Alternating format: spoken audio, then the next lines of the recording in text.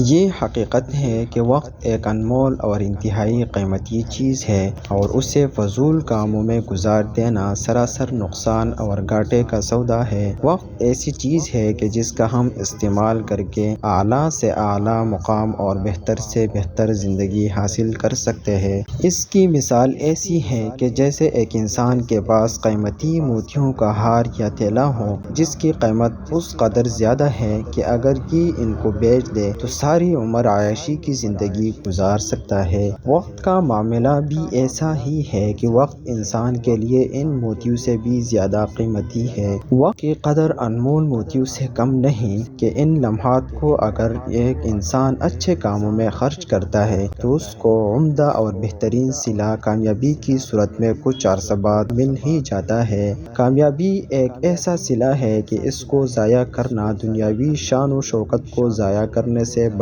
کر ہے۔ وقت کی اہمیت یہ ایسی نعمت ہے جو ہر انسان کو برابر ملتی ہے، امیر ہو یا غریب ہو، سب کو دن اور رات کا ایک ہی وقت ملتا ہے۔ ایسا نہیں ہے کہ کسی کو کم ملے یا کسی کو زیادہ۔ وقت کی اہمیت کا اندازہ قرآن پاک کی ان آیات سے بخوبی لگایا جا سکتا ہے۔ والعصر ان الانسان لفی خسر الا الذین آمنوا وعملوا الصالحات وتواصوا بالحق وتواصوا بالصبر۔ ترجمہ: زمانے کی قسم، بے شک آدمی ضرور خسارے میں ہے مگر جو ایمان لائے اور انہوں نے اچھے کام کیے اور ایک دوسرے کو حق کی تاکید کی اور ایک دوسرے کو صبر کی وصیت کی۔ بے شک وقت انسان کا قیمتی سرمایہ ہے۔ انسان کو چاہیے کہ وہ وقت کو اللہ پاک کی اطاعت و فرمانبرداری میں گزارے اور اچھے کام کرے۔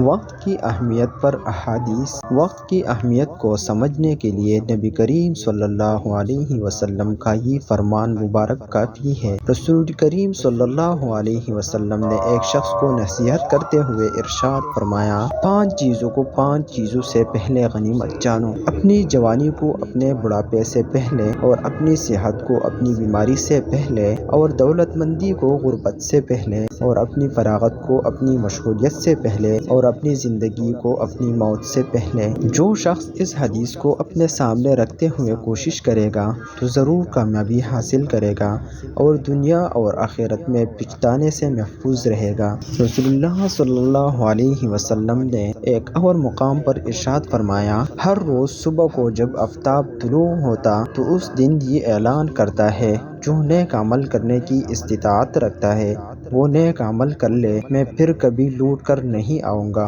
ہمارے اسلاف کی زندگی۔ حقیقت یہ ہے کہ ہمارے اسلاف وقت کا استعمال اللہ اور اس کے رسول صلی اللہ علیہ وسلم کی اطاعت میں گزارتے تھے۔ یہی وجہ ہے کہ ان کا نام اب بھی ہم کو تاریخ کے صفحات میں ملتا ہے۔ جیسا کہ حضرت عمر رضی اللہ عنہ یہ دعا کیا کرتے تھے کہ اے اللہ، ہم تجھ سے زندگی کے لمحات کی بہتری اور اوقات میں برکت کا سوال کرتے ہیں۔ حضرت علی رضی اللہ عنہ فرمایا کرتے تھے کہ یہ ایام تمہاری عمروں کے صحیفے ہیں، اچھے اعمال سے ان کو دوام دو۔ ہمارے اسلاف کی زندگی سے ہم کو یہی درس ملتا ہے کہ ہم بھی اپنے وقت کی قدر کریں اور وقت کا استعمال اللہ کی اطاعت اور اس کے رسول صلی اللہ علیہ وسلم کی فرمانبرداری میں گزاریں۔ دنیا و آخرت میں کامیابی حاصل کرنے کا یہی ذریعہ ہے۔ اللہ پاک سے دعا ہے کہ وہ ہمیں وقت کا قدردان بنائے اور اسے اچھے کاموں میں گزارنے کی توفیق عطا فرمائے۔ آمین ثم آمین۔